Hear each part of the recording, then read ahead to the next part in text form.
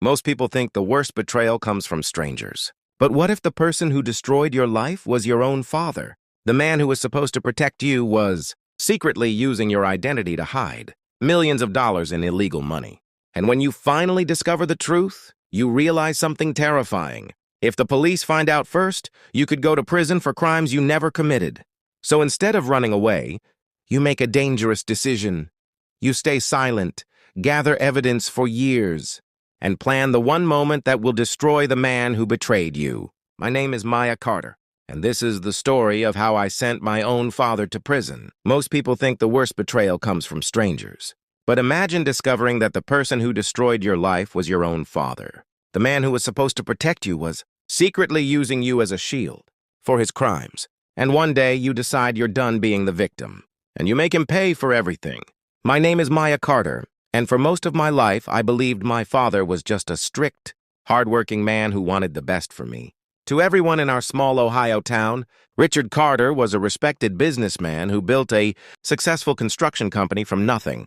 People admired him and talked about how disciplined and strong he was. But inside our house, things were very different.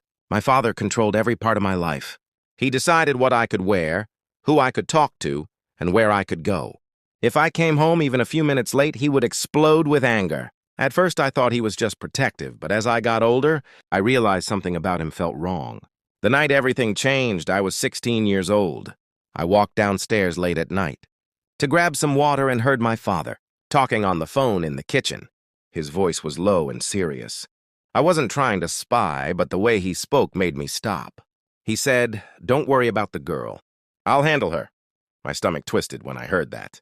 I stayed quiet behind the wall and listened as he continued speaking about money, saying that she doesn't know anything about the account yet. At the time, I didn't fully understand what he meant, but something about the conversation scared me. Over the next few months, my father started acting strange. He locked his office door more often, hid documents whenever I walked into the room, and took mysterious phone calls late at night. If I asked any questions, he would immediately snap at me and tell me to mind my own business. One afternoon when he left the house, curiosity finally got the better of me. I walked into his office, my heart pounding like crazy. Papers were scattered all over his desk. There were bank statements, business deals, and company names I had never heard before. Even though I was still a teenager, I could tell something illegal was going on. Then I noticed a folder with my name written on it. My hands were shaking as I opened it. Inside were legal documents showing hundreds of thousands of dollars being transferred into a trust account under my name. The shocking part was that I had never seen a single dollar of that money. My father barely even paid for basic things for me. Yet there was a fortune connected to my identity. As I read deeper into the documents, the truth hit me like a punch to the chest. My father had been using my name to hide illegal money. I wasn't just his daughter. I was his cover. That night when he came home, I confronted him. I held the papers in my hand and asked him what they meant. For a moment, he looked shocked, but then his face slowly turned cold and angry. He asked if I had gone into his office. I told him I knew what he was doing and that I would go to the police if he didn't explain everything.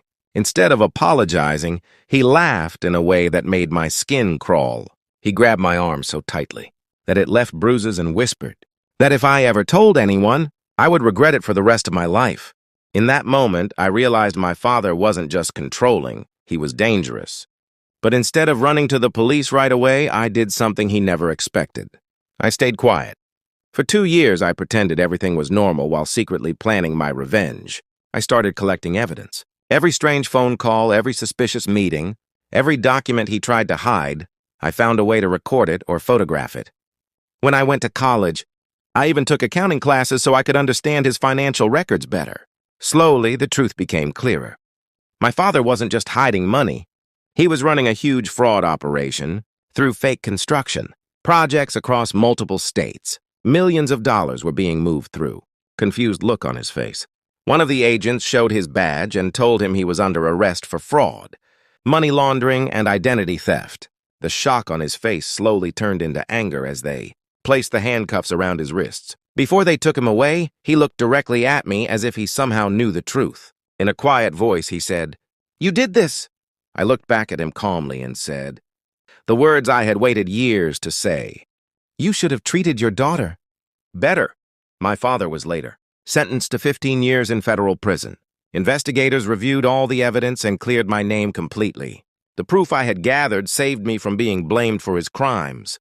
Today I'm 24 years old and living a completely different life in another state. Sometimes people ask me if I regret sending my own father to prison. They wonder if I feel guilty about it.